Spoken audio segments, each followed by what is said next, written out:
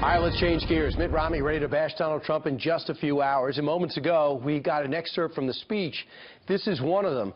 This is what Romney's about to say. Here's what I know. Donald Trump is a phony. Donald Trump is a fraud. His promises are as worthless as the degree from Trump University.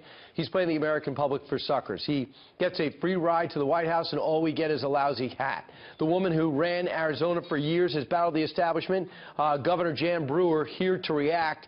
After all, the governor has already endorsed, is going to support Mitt Romney. Governor, what's your reaction to it? Not Mitt Romney, but Donald Trump. What's your reaction to what Mitt Romney's about to say?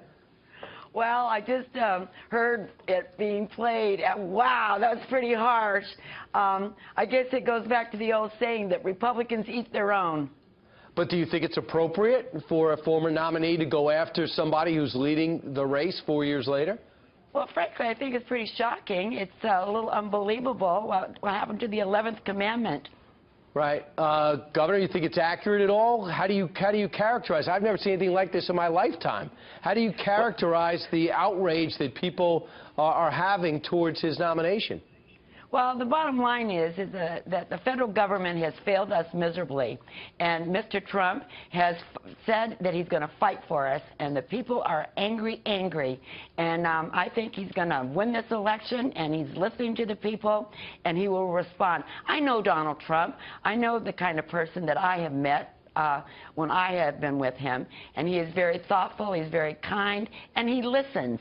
And we know he's been successful. So I don't agree with Mr. Trump on everything, but I certainly agree with him on economics and job growth and securing our border. And when you talk about securing the border, everybody talks about the wall. It's going to get 2 feet higher because if Vicente Fox used the F word. So will a wall work and help Arizona?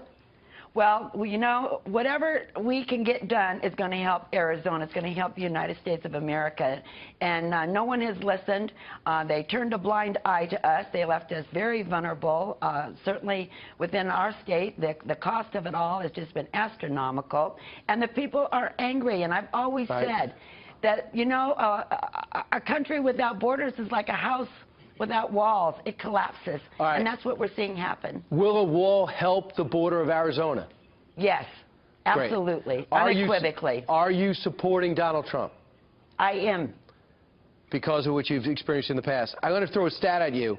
Since Donald Trump started talking about building the wall, between October and February, the amount of illegals, including child migrants coming across the border illegally, has gone up 24%. To the tune of 150,000 people over the last few months. How do you explain that? How do you stop that? Well, we need a better border enforcement. We need somebody in the federal government to stand up and to do something about it. We all know what the solution is. Secure the border, you know, and Donald Trump will support our police officers and our immigration officers.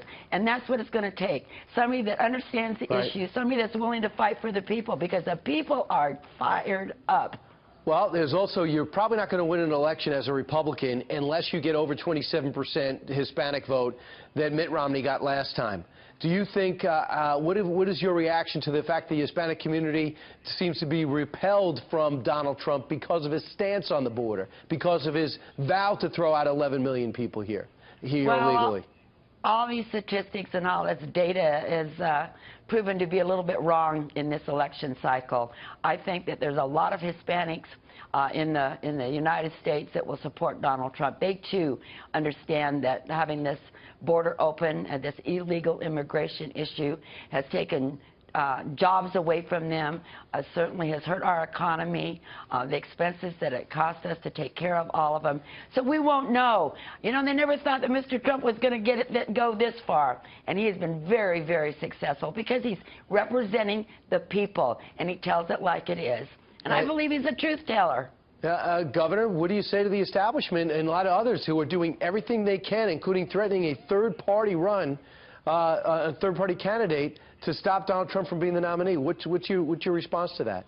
Well, I think it's outrageous, you know. Every one of those candidates took a pledge that they would support the nominee, and the people are speaking, and they have spoken.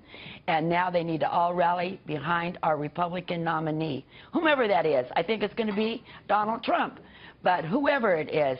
And it's just another example of the establishment, again, not listening to the people. Well, you got Governor Chris Christie, you have Senator Jeff Sessions, and you have Governor Jan Brewer. Donald Trump has some establishment in his corner, conservatives. Thanks so much, Governor.